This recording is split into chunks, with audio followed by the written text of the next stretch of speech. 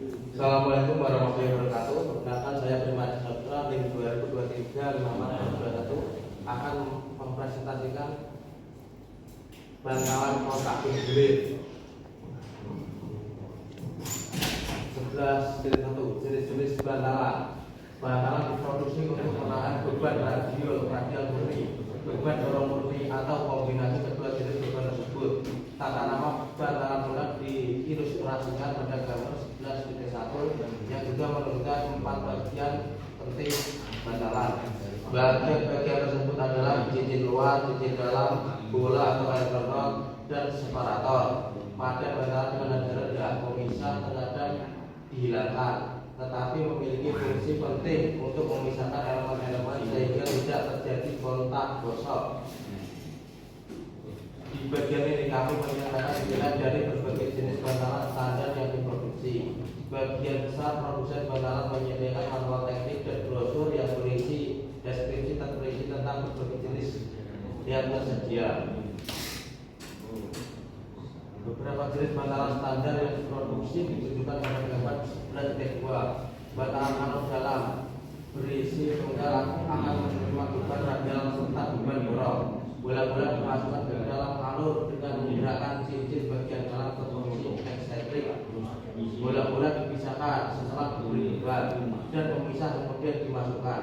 Penggunaan taki atau celukan pengisi pada cincin bagian dalam dan luar memungkinkan lebih banyak bola untuk dimasukkan sehingga meningkatkan kapasitas beban.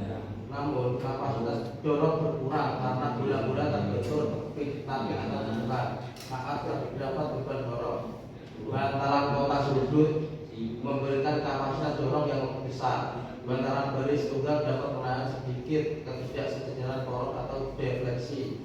Tetapi juga jika lebih parah, bantalan penyejajaran tersendiri dapat digunakan. Bantalan baris ganda dibuat dalam berbagai jenis dan ukuran untuk menahan beban radial dan dorong yang lebih berat. Berikut adalah gambar-gambar dari bantalan, bisa dilihat sendiri ya teman-teman.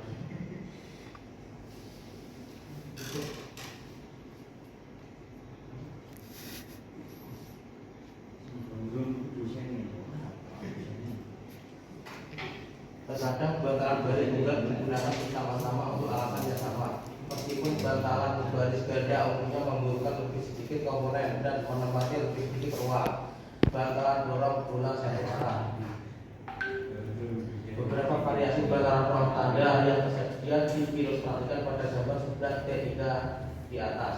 Bantalan ruang lurus akan menanggung beban radial yang lebih besar daripada bantalan bola dengan ukuran yang sama karena kontaknya yang lebih besar. Namun bantalan ini memiliki kelemahan karena membutuhkan geometri jalur dan roll yang hampir sempurna. Sedikit ketidaksejajaran akan menyebabkan roll miring dan keluar jalur. Oleh karena itu pengikatnya harus berat. Bantalan roll lurus tentu saja tidak akan menanggung beban dorong. Roll helix dibuat dengan melilitkan material persegi panjang ke dalam roll, kemudian dikeraskan dan dibeda. Karena fleksibilitasnya, roll ini akan mengalami ketidaksejajaran yang cukup besar. Bantalan dorong roll bulat berguna ketika beban berat dan terjadi ketidaksejajaran. Elemen bulat memiliki keuntungan karena dapat meningkatkan luas kontaknya seiring dengan peningkatan beban. Bagian jarum gambar 11.3 di atas sangat berguna di area dengan ruang radial terbatas. Bantalan ini memiliki kapasitas beban yang tinggi ketika pemisah digunakan, tetapi dapat diperoleh tanpa pemisah. Bantalan ini tersedia dengan dan tanpa bantalan roll. Bantalan roll tirus seperti gambar di atas menggabungkan keunggulan bantalan roll bulat dan lurus karena dapat menahan beban radial atau dorong atau kombinasi keduanya. Dan di samping itu bantalan ini memiliki kapasitas menahan beban yang lebih tinggi seperti bantalan roll lurus. Bantalan roll tirus dirancang sedemikian rupa sehingga semua elemen pada permukaan roll dan saluran roll berpotongan pada titik yang sama pada seluruh bantalan. Bantalan yang terjasa di sini hanyalah sebagian kecil dari sebagian banyak bantalan yang tersedia untuk dibeli. Beberapa contohnya adalah bantalan instrumen, yang resist tinggi dan tersedia dalam baja tahan karat dan material tahan suhu tinggi. 2. Bantalan non presisi biasanya dibuat tanpa pemisah dan akan memiliki lintasan logam, lembaran yang dibelah atau dicap, pusing bola yang memungkinkan gambaran rotasi atau geser atau keduanya. Bantalan dengan rol fleksibel. 11. Umur bantalan. Ketika bola atau rol bantalan kontak gelinding menggelinding, tegangan kontak terjadi pada cincin bagian dalam, elemen gelinding dan pada cincin bagian luar. Karena pelangsungan elemen kontak pada arah aksial berbeda dengan arah radial. Persamaan untuk tegangan ini lebih rumit daripada persamaan hertz yang disajikan pada diagram.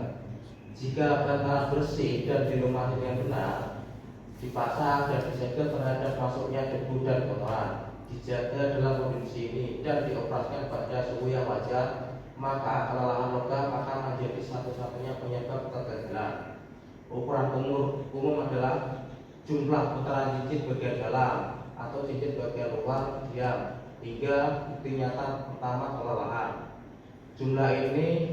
Jumlah jam penggunaan pada kecepatan sudut standar hingga bukti nyata pertama kelelahan.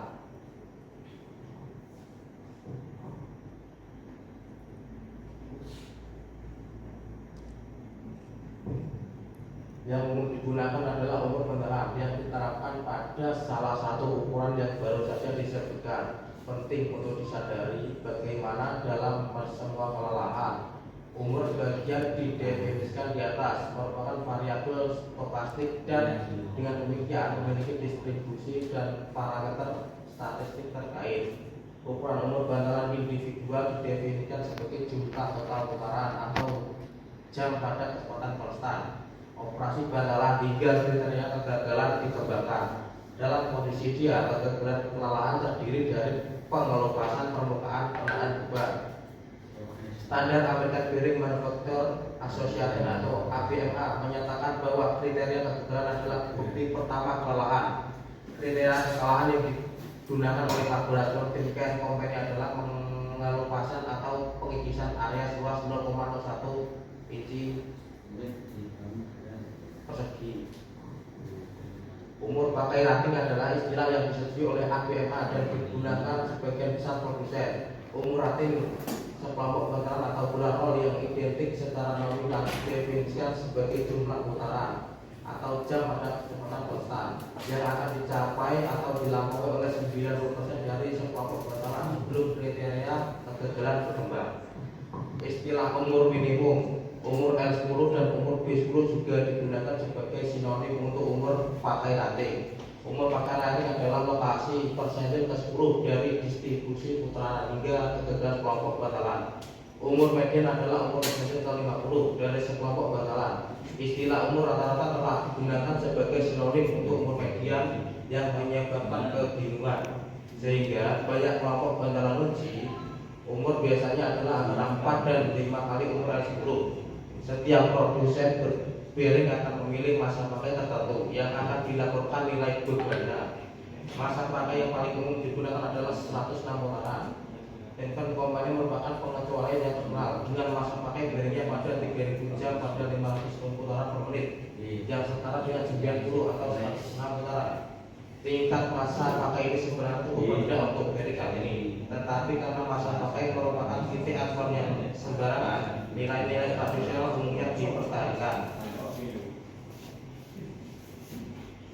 Sekian dari saya, terima kasih. Wassalamualaikum warahmatullahi wabarakatuh.